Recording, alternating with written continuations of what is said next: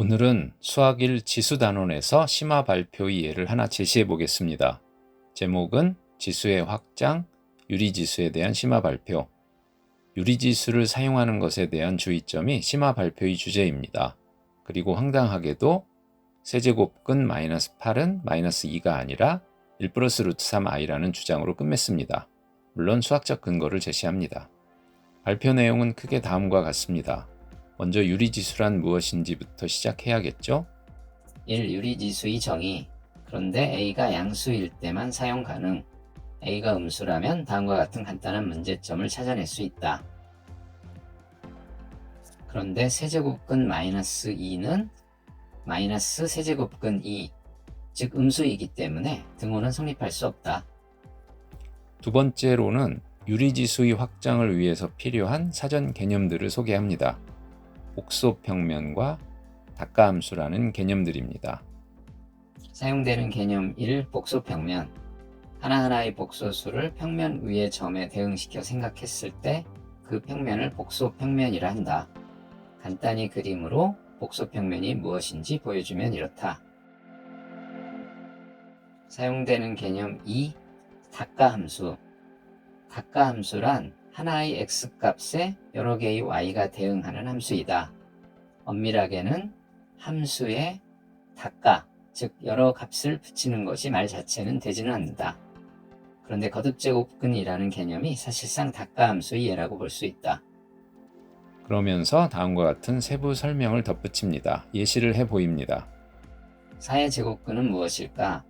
x제곱은 4에서 플러스 마이너스 2이다. 두 개의 값이 대응하고 있다.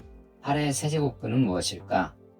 x세제곱은 8에서 x 빼기 2, x제곱 플러스 2x 플러스 4는 0으로 인수분해 되고 잘 알려진 대로 정확히 3개의 값이 대응하고 나타난다. 따라서 거듭제곱근 개념은 하나의 닭가함수라고 생각할 수 있다.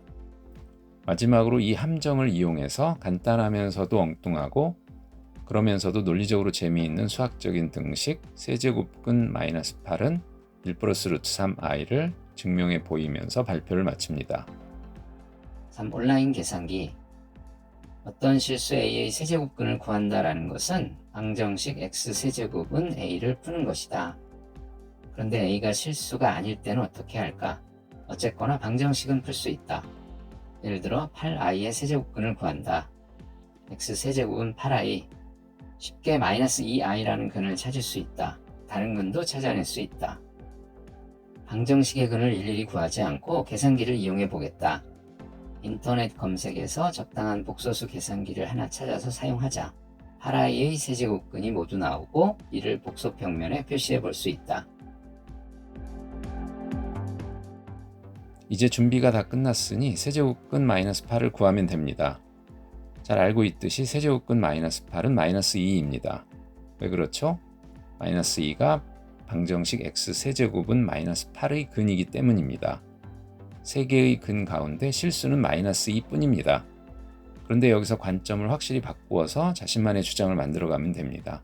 복소수의 입장, 복소수의 관점에서 생각해보자고 관점을 돌리는 거죠. 복소수의 범위에서 보면 모두 똑같은 근입니다.